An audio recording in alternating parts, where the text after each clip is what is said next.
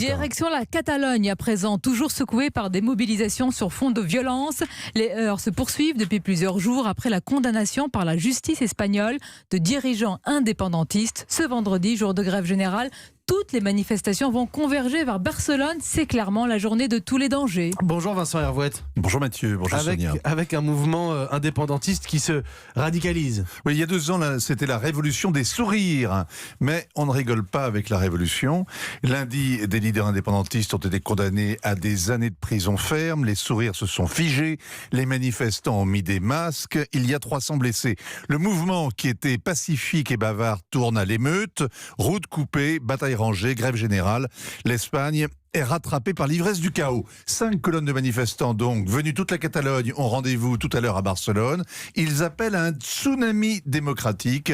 Et ce mot, c'est un aveu. Un tsunami qui balaye tout sur son passage. C'est un raz-de-marée pour submerger les institutions, la police, la justice, l'état de droit. Le tsunami, c'est le peuple en armes qui prend tous les droits, notamment le droit à l'indépendance. L'idée que la révolution est forcément légitime, qu'on est juridiquement irresponsable quand on est politiquement majoritaire.